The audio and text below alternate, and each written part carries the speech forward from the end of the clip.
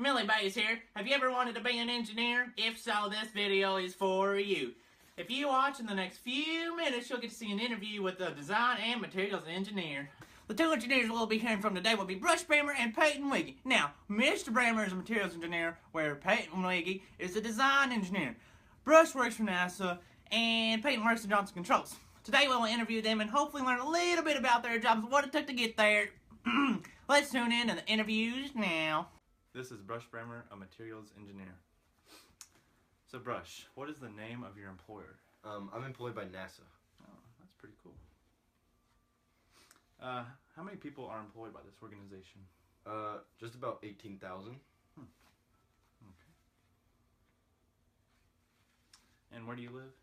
Washington, D.C. That's where the headquarters of NASA are. Oh, alright. And what is your job title? I'm the head of materials engineering. Sounds interesting.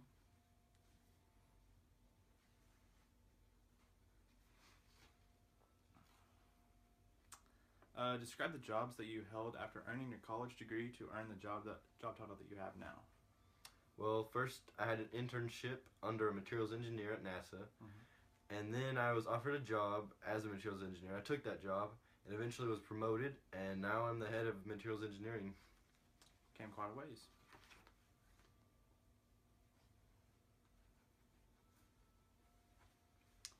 What's your current responsibilities? Well, as a materials engineer, we typically specialize in metals, plastics, ceramics.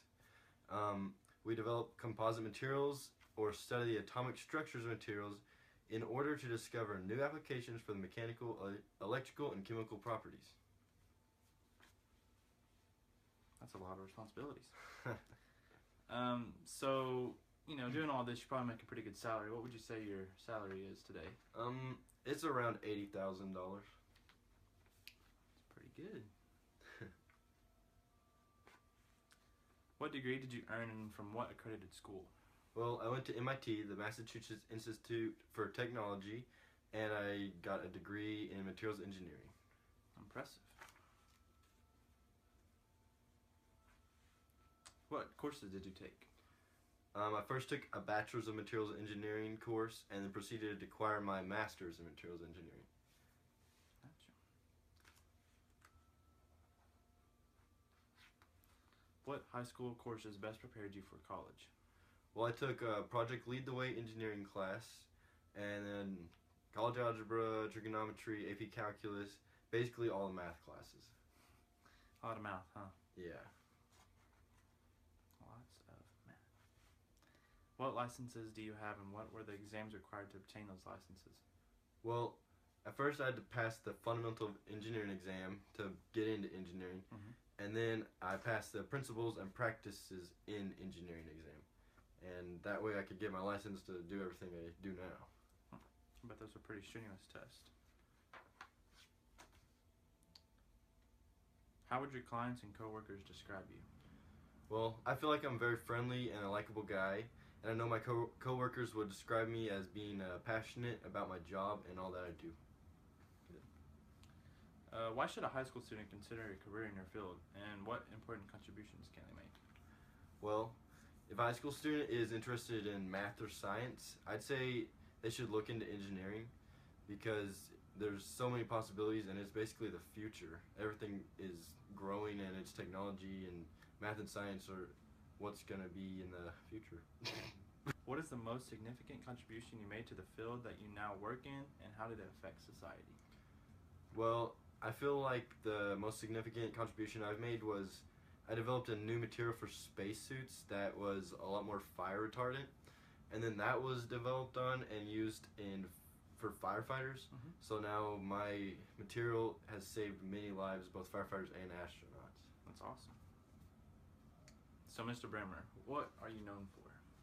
Well, at NASA they needed a new filtration thing for the suits, so I used my fire retardant suit, and then I built upon that and made an oxygen filtration system for that as well. Great. Alright, thank you. This is once again Brush, and he's a materials engineer. Hello, I'm here with Peyton Wiggy, talking to him about his engineering career. So Peyton, what is the name of your employer? Johnson Controls. How many people are employed by that organization? Roughly 130,000. Where do you live? Milwaukee, Wisconsin. Wisconsin. What's your job title? Design engineer. Actually, head design engineer. Ooh. What degree did you earn and from what school? I got a master's degree in mechanical engineering from MIT. Describe the courses you took. Math, lots of math. Chemistry and physics, CAD, design labs, materials, and classes that dealt with energy. What high school courses best prepared you for college? Mainly the math and some physics and chemistry. So Peyton, can you describe the jobs that you held after earning your college degree to earn the job title you have now? Sure. I had an internship at Husco International for 3 months. I worked as a mechanical engineer at General Dynamics for 4 years. And after working at GD, I got hired as head design engineer of Johnson Controls. That's awesome. Can you describe your current responsibilities? Sure. I design, fabricate, test, and evaluate new products, create part assembly and drawing files. I work with the manufacturing engineering team to ensure design specifications are maintained. And we also test and evaluate and compare competitors' products, materials, design, performance, and application. That sounds like a lot of duties. So obviously with all that work, you have a pretty good salary. What do you get paid? About $71,000. Wow. What license do you have, and what were the exams required to obtain those licenses? I have a PE license, and I got that through the fundamentals of the engineering exam. All right. How would your clients and coworkers describe you? Hopefully as passionate and a person that loves doing their job. That's always good. Why should a high school student consider a career in your field, and what important contributions can they make? Well, they should at least consider it because it's an interesting job and you don't do the same thing all the time. There's always different projects, and plus the pay is good. And they could possibly design or create something that could have a positive impact on the world. All right. So, what is the most significant contribution you made to the field that you now work in, and how did it affect society? I created a water filtration device for third world countries. You know, it just helps the needy. I think I've heard about that. Mr. Wiggy, what are you known for? I'm known for the invention of the Olo. It's a 3D printer for your phone.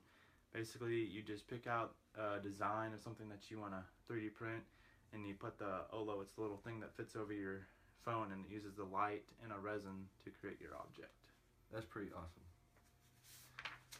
Alright, thanks for watching. This was Peyton Wiggy.